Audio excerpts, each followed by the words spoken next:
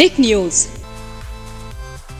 Congress party ने 2 साल इंतजार कराया सचिन पायलट को, उस दिन के लिए जिस दिन के लिए सचिन पायलट दिल्ली के दौरे में व्यस्त थे। बीते कुछ दिनों से दिल्ली में हाईकमान सोनिया गांधी से मिले थे। 2023 विधानसभा चुनाव ही लक्ष्य बन चुका है, कांग्रेस पार्टी को जिताना ही लक्ष्य बन चुका है सचिन पायलट का। ये सचिन भले ही मीडिया के सामने कहे, लेकिन जिस तरह से समर्थकों ने उन्हें सीएम पद पर देखने की अपनी आस बरकरार रखी है, जिस तरह से सीएम अशोक गहलोत के दफ्तर के बाहर सचिन के समर्थकों ने जमकर हंगामे किए और हाईकमान तक बात पहुंचाई कि युवा लीडर को ही मौका देना चाहिए और बड़े स्तर पर जब तक सचिन पायलट को कमान सौंपने का फैसला कांग्रेस पार्टी बड़े पद पर नहीं लेगी, तब तक उनका ये आंदोलन जारी रहेगा, प्रोटेस्ट प्रदर्शन जारी रहेगा गहलोत गुट के खिलाफ, गहलोत सरकार के खिलाफ। ऐसे में कांग्रेस पार्टी की हाईकमान अंतरिम अध्यक्ष सोनिया गांधी की असमंजस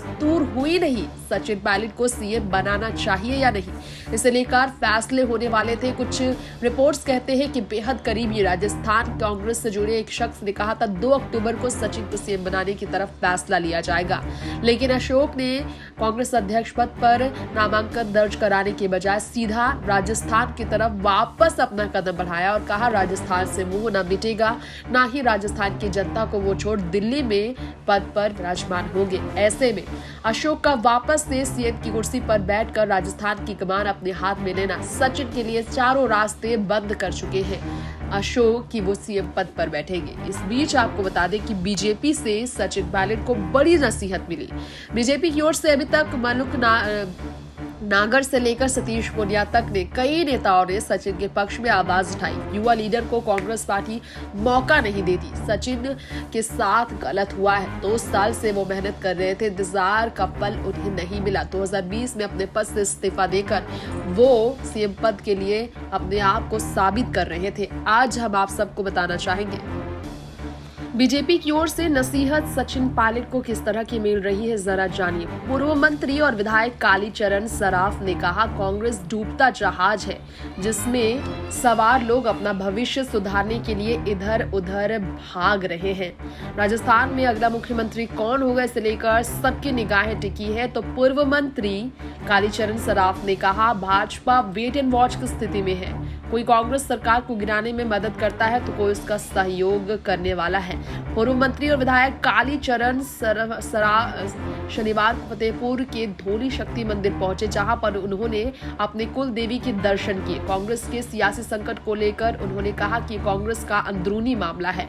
भारतीय Janata Party wait and watch and see का काम कर रही है और क्या होगा अगला कदम, कांग्रेस का इसी पर नजर रखनी। यानी कि सचिन क्या कांग्रेस से आगे भी जुड़े रहते हैं या फिर बीजेपी की तरफ अपना कदम बढ़ाते हैं, क्योंकि बीजेपी ने आज तक कांग्रेस की युवा लीडर ज्योतिरादित्य सिंधिया और हार्दिक तक को अपनी पार्टी में शामिल करने से पीछे कदम नहीं किया। सुनील जाखड़ जैसे वरिष्ठ नेता को भी पार्टी में शामिल किया है। ऐसे में बीजेपी सचिन को कभी नहीं ठुकराएगी। तो सचिन के भाजपा में आने के सवाल पर कांग्रेस की सरकार गिरती है तो कोई इस सरकार को गिराने में भाजपा का सहयोग करता है तो हम उसका सहयोग करेंगे, ये कहना है भाजपा का। यानी कि भाजपा कांग्रेस सरकार गिराने में मदद करने वाले सचिन पायलट के समर्थकों के साथ खड़ी है। सचिन को अपनी पार्टी में वो शामिल करेंगे।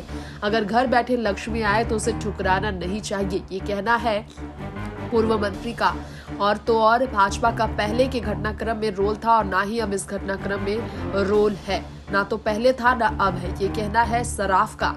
कालीचरण सराफ ने कहा कि कांग्रेस पार्टी अपनी ही गलतियों की वजह से डूबती जहाज बन चुकी है। और तो और यहाँ पर आपको बता दें कि भविष्य सुरक्षित करने के लिए इधर उधर भाग रहे हैं कांग्रेस पार्टी के नेता, ये कहना है कालीचरण सराफ का।